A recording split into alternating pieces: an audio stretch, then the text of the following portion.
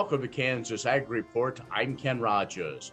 On this week's program, we review this year's Kansas wheat crop with Marcia Boswell from Kansas Wheat. We also have features from the Kansas Soybean Commission, Kansas Department of Agriculture, and Kansas Grain Sorghum, along with our weekly update from the Kansas Livestock Association and market information from Pinion, a division of KCO ISO. Kansas Ag Report brought to you in part by the Kansas Soybean Commission, the Soybean Checkoff, progress powered by Kansas farmers. Kansas Farm Bureau, a grassroots ag organization representing the state's farm and ranch families since 1919, kfb.org. And the Kansas Wheat Commission, lending in the adoption of profitable innovations from wheat, online at kswheat.com.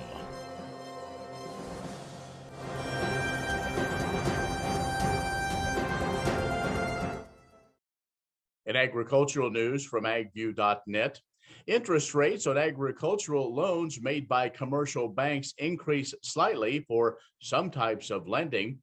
However, the Federal Reserve of Kansas City says rates stayed historically low through the first half of the year. Now, the average rate on non-real estate loans about 30 basis points higher than the all-time low that was reached at the end of 2020. The rise largely consistent across all types of loans. In contrast, the average rates on farm real estate loans continued to decline and marked another historic low. Rates also remained comparatively low at the largest commercial banks, and those lenders offered a sizable discount for the lowest risk loans. Now, the smaller lenders continue to provide similar accommodation regardless of the risk. The Fed report says despite the slight increase in rates for operating loans, the historically low interest rate environment and muted demand for agricultural lending suggests that interest expenses have remained low relative to recent years. Profitability in the sector also continued to be supported by strong prices for most major commodities. The slight decline in financing costs for farm real estate may also be providing some ongoing support to those farmland values. 35 years ago, the Beef Checkoff program became a reality. The Cattlemen's Beef Board, that's the organization responsible for overseeing beef checkoff collection and program funding, will celebrate the program's anniversary during the upcoming cattle industry convention that will take place next month in Nashville. Established as part of the 1985 Farm Bill, the Beef Checkoff is funded by producers and beef importers. They pay a $1 per head assessment on animals that they market or import. The National Marketing and Research Program has one primary goal, and that is deriving demand for beef. For more than 3 decades, the Checkoff and its contractors have been the force behind many beef industry milestones that have influenced how beef is purchased and consumed. You can find a timeline featuring some of the Checkoff's most noteworthy successes over the last 35 years.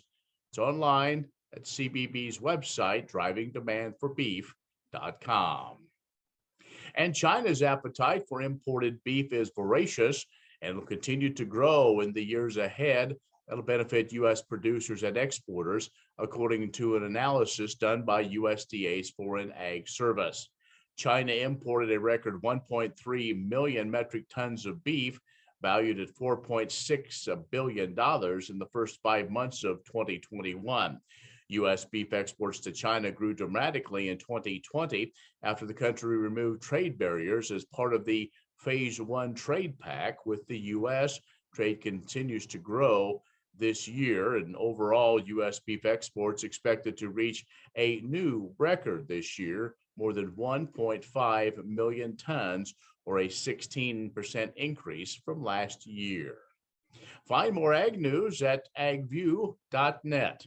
Stay with us. Marcia Boswell with Kansas Wheat joins us shortly. Kansas Ag Report brought to you in part by Kansas Grain Sorghum, growers working together. Learn more at ksgrainsorghum.org. Grass and Grain, online or in the mail, keeping Kansas farmers informed for over 60 years. grassandgrain.com. And agview.net, serving the Beef Belt and Western Corn Belt with reliable and relevant agriculture information. agview.net. Next time you see a beautiful field of corn, reach out and thank the farmers who work tirelessly to raise corn for livestock feed, renewable fuels, and exports to feed a growing world population. The farmers on the Kansas Corn Commission work for Kansas Corn with grower-funded checkoff dollars that support foreign and domestic market development, research, promotion, and education to expand opportunities for Kansas farmers. To learn more, visit kscorn.com. Many seed companies claim to offer the latest genetics, but how many have tested those genetics in soils just like yours? The Oldie Seed Know to Grow research program has fully tested the latest seed genetics in soils that are right in your neighborhood. The Oldie Seed Know to Grow program can recommend the best performing hybrids from technologies like Enlist, Extend, and Liberty Link that will optimize the yield and profit of every acre on your farm. Contact Oldie Seed today. What if U.S. soybean meal were more than a commodity? If seed companies and the soybean checkoff built a better variety? That future is here. The time is now. To meet end-user demands, the soybean checkoff is investing in the compositional quality of soybeans, including meal. A message from the Kansas Soybean Commission, the Soybean Checkoff, progress powered by Kansas farmers. The Kansas Wheat Innovation Center in Manhattan is rediscovering ways to get improved varieties and new genetics in the hands of farmers faster. Grower-led and checkoff-funded research initiatives are bringing about positive change. This grassroots leadership provides a strong voice in Topeka and Washington, D.C. Now is the time to partner with Kansas Wheat in moving wheat forward. Kansas Wheat Commission and Kansas Association of Wheat Growers. Farmers investing in their future and yours. Log on to rediscoverwheat.org.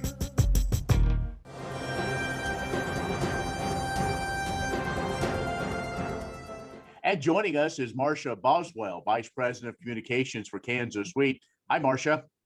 Good morning, Ken. Thanks for inviting me to join you.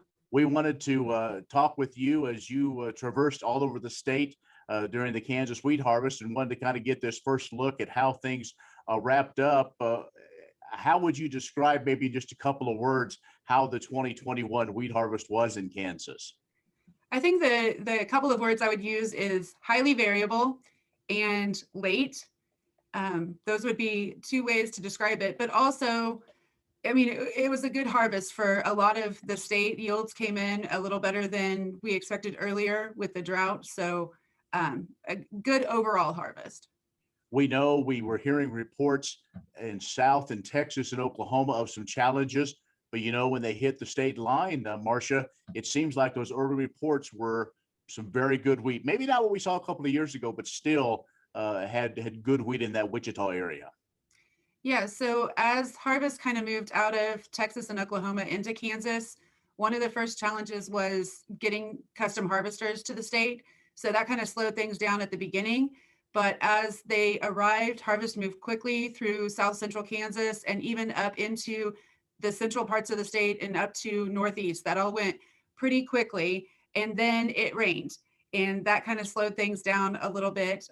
A lot of those areas in South Central Kansas had a little bit lower than average proteins, but good yields. And then the rains came in, slowed things down. And as harvest progressed into central and then out to Southwest Kansas, things were pretty slow. There were scattered rains that kind of kept farmers out of the field. And even when they were able to cut, the humidity was high. And so that was a challenge, getting started in the morning. A lot of times people couldn't get going until noon or so and had to be done by 8, which, as you know, isn't a normal wheat harvest. Also, there were some challenges this year. The aerial applicators very busy applying fungicide. Yeah, we did see, there was stripe rust coming in from Texas and Oklahoma. And so we saw a lot of management of wheat this year, a lot of fungicide applications, and that does slow down, when it's ready to harvest as well. So pretty much overall harvest was about 7 to 10 days later than an average harvest. We're talking with Marcia Boswell, Vice President of Communications for Kansas Wheat. We're going to take a break and come back. We're going to talk about that always hunted for protein level, as well as what those numbers may add up to. We'll be back in just a moment. Kansas Ag Report brought to you in part by the Kansas Livestock Association, supporting members' business interests and meeting consumer demands. KLA.org. Oldie Seed Farms, carrying soil-specific seed. Find them on the web at oldieseed.com. That's OHLDE seed.com. And Kansas Corn, building the future at kansascorn.com. Imagine turning soybean oil, used cooking oils, and waste animal fats into fuel so amazing it drives U.S. jobs and our economy forward. Learn more about biodiesel at americasadvancedbiofuel.com.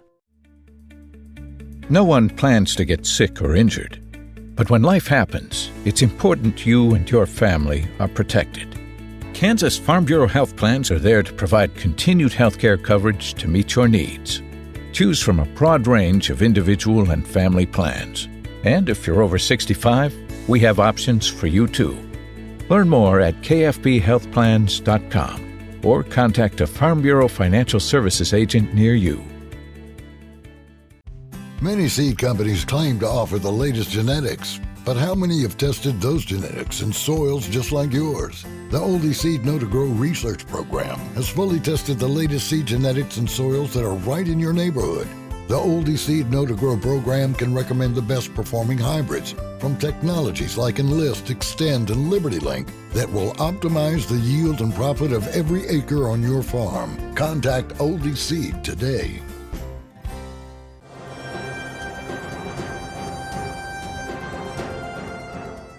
And our guest is Marcia Boswell, Vice President of Communications for Kansas Wheat. We're reviewing this year's Kansas wheat harvest. That it seemed like, Marcia, it started early, but it just took a long time. And through that time, also USDA came out with a report that had a good guesstimation of what the total yield might be for Kansas. Yeah, so the USDA report came out with a total number of bushels of 379.5 million bushels, which is, quite a bit above the 10-year average. It also said that the yield was going to be 55, and that's, I think, the second highest Kansas wheat yield in history. So it was a challenging year with how dry a fall we had, and even up until March and April, it was still pretty dry. A lot of places the wheat didn't emerge until maybe February or March. And so as people were looking at their crop in April, they were not expecting it to be a very good year. But then that rain came in May and really allowed for some good grain fill conditions. And that did help yields quite a bit. Then at the beginning of June, we just had some really, really hot 100-degree days, and that kind of took the tops off some of the yields, I believe. But then we have this whole issue of protein, and it was very variable this year. Some places it was below average, but then we heard of reports up to 14-15% protein, which an average year is about 11 and a half to 12. So I think with some of those lower proteins, but then also those extremely high ones, I think we're looking at an average of 11 and a half, probably, that's just my estimate, 11 and a half to 12 for a statewide average on protein. And we have some really great quality wheat out there. I think that's one thing we do find, and folks around the globe want Kansas wheat for its quality. I think farmers were very surprised when you look at it maybe from the road or just from the edge of the field, but to really get out there and look, many were pleasantly surprised. And so that's always a good thing when you have good wheat in the wheat state. Yes, and I think that being pleasantly surprised looking at what they had in April, to what they actually got in there and started harvesting in June and July, it was a big change, and that May moisture really did help things. And Marcia, we'll see. We continue to hear reports of very dry conditions in some of the areas that's planted the spring wheat and into Canada as well. So maybe some opportunities there for another rally, and I know we'll all take that. So, Marcia, we appreciate you joining us and giving us an update and kind of a review of this year's Kansas wheat harvest. Thanks. Thank you. Marcia Boswell, the Vice President of Communications for Kansas Wheat, has joined us. Stay with us. We'll have more coming up.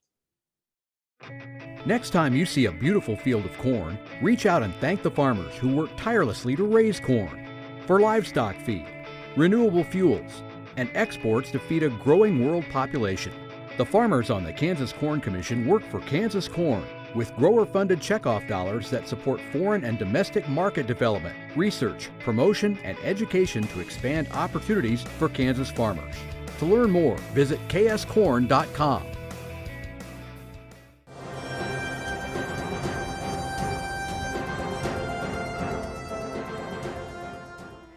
Soybeans are a very versatile crop containing protein, fat, and oil that greatly benefit animal agriculture, food service, and industry.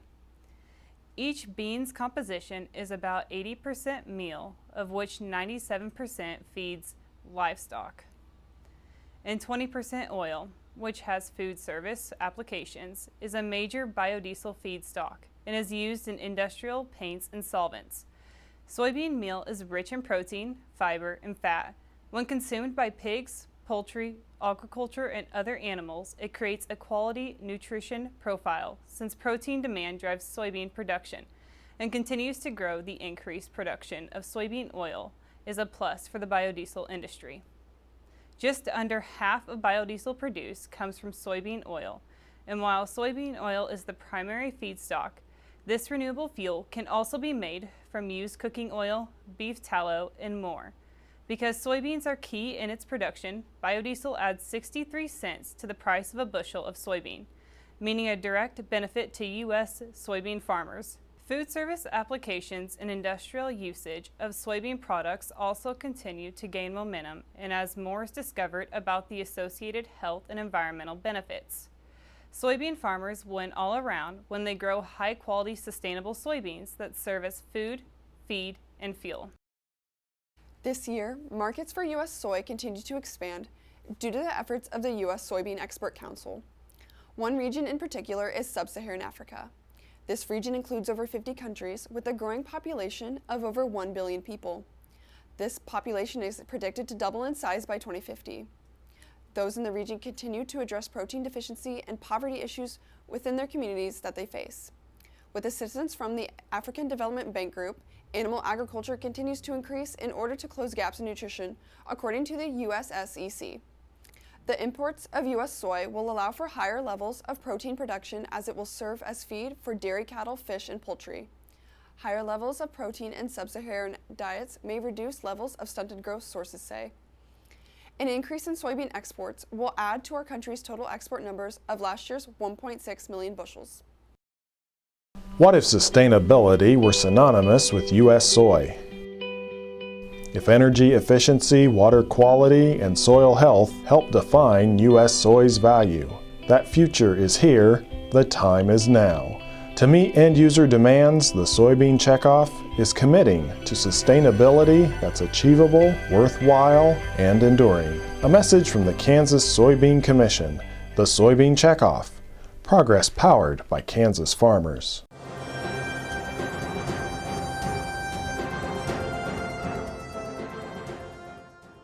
Are you headed out to a local farmers market this weekend?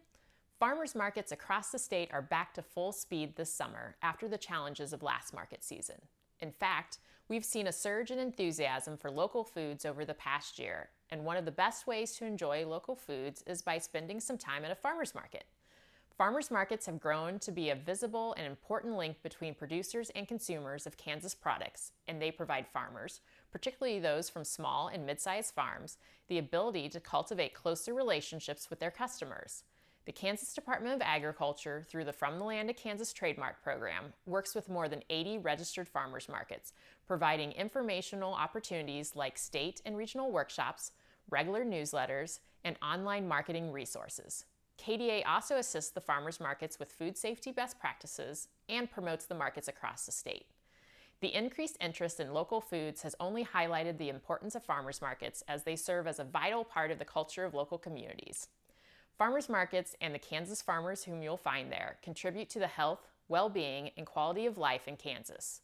And of course, shopping at farmers markets can be lots of fun. You can enjoy the variety of offerings, have a conversation with a local farmer, and some farmers markets even have live music in the key part of the season. August is Kansas Farmers Market Week, so this is a perfect time to check out a market near you. If you're not sure where that is, or you want to seek other markets across the state, we have an interactive map that will direct you to your closest farmers market. You'll find that map and more about farmers markets and other local foods at FromTheLandOfKansas.com. I hope you'll be able to get out and enjoy the market this summer. The Kansas Wheat Innovation Center in Manhattan is rediscovering ways to get improved varieties and new genetics in the hands of farmers faster. Grower-led and checkoff-funded research initiatives are bringing about positive change. This grassroots leadership provides a strong voice in Topeka and Washington, D.C. Now is the time to partner with Kansas Wheat in moving wheat forward. Kansas Wheat Commission and Kansas Association of Wheat Growers. Farmers investing in their future and yours. Log on to rediscoverwheat.org. Imagine turning soybean oil, used cooking oils, and waste animal fats into fuel so amazing it drives U.S. jobs and our economy forward. Learn more about biodiesel at americasadvancedbiofuel.com.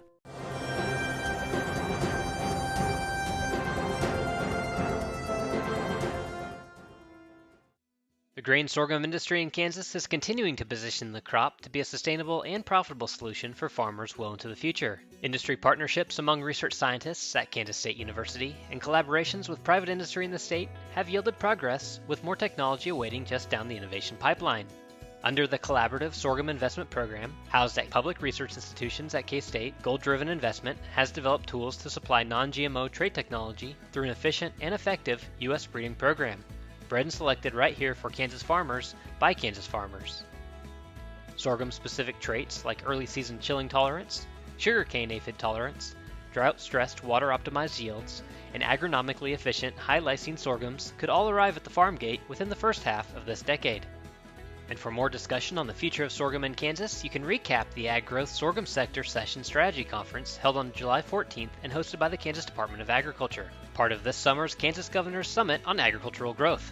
Hear about the trait technology work of researchers at Kansas State University working alongside the Center for Sorghum Improvement, see Kansas grain sorghum staff share industry updates, learn from U.S. Grains Council staff on international market trends and outlooks, and observe your peers working and serving the sorghum industry here in Kansas on the producer panel. Just head over to ksgrainsorghum.org to view the full session or catch any bite-sized segment that most interests you.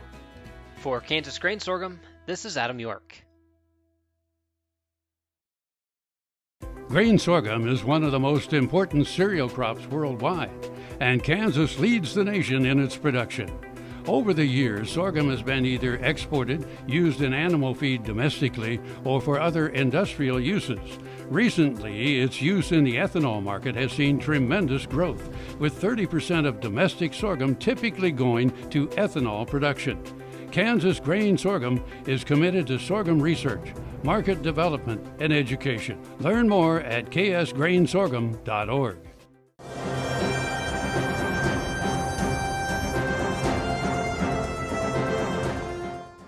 Dates have been set for the 2021 KLA Kansas State University Ranch Management Field Days. This is the 25th consecutive year for the events to be held.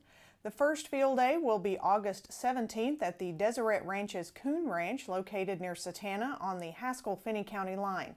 The operation consists of a cow-calf herd and stocker business and borders the ranch's feed yard, Deseret Cattle Feeders. A featured topic at this location will be the use of irrigated grazing systems. The August 19th field day will be held on Roth Farm and Ranch near Sterling. Norman Roth, alongside his wife Cindy and their two children Colton and Cammie, manage the farming and cow-calf operation. The Roths will specifically highlight their rotational grazing program and water management systems.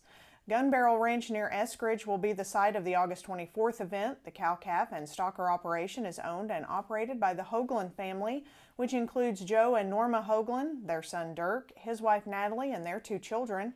The Hoaglands will focus on their use of late summer and early fall burning to effectively control Sericea lespedeza. The agenda for each field day also will include educational topics pertinent to the region.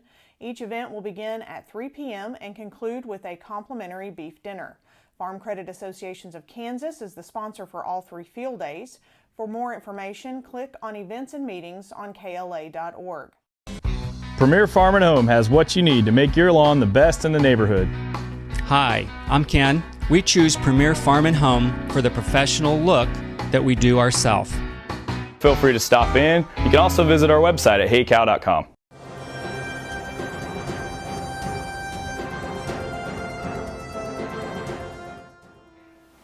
Good morning. I'm Darren Van Vactor with Pinion, a division of Keiko Isom.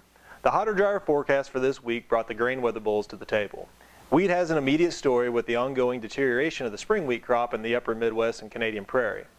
This has shifted end users to look for protein in other varieties and sparking a nice rally in the KC. As for soft red, we did see an export sale to China in previous weeks, giving demand bulls something to talk about as well. As harvest wraps up, it's probably a good time to take a look at where we are from a basis and futures standpoint. Basis has stayed steady in the face of the futures rally. Can we continue to push higher? Sure, you can make the case. If your grain is in commercial storage, it might be a good time to cut the physical loose and create cash flow. Other items to consider: is there profit at these levels? Will your basis improvement outpace your cost to store? Does the current carry in the market justify holding the physical? And do I want to pay storage while retaining all the futures risk? If selling here makes good business sense and we are fearful of missing out on the next leg higher, you can retain ownership and keep upside utilizing other tools. If you'd like to discuss, give us a call at 888-452-8751. I'm Darren Van Vactor. Be safe and have a great week. That's our show this week. Be social with us on KansasAgReport.net or on our social media channels. Thanks for watching. I'm Ken Rogers. We'll see you next week.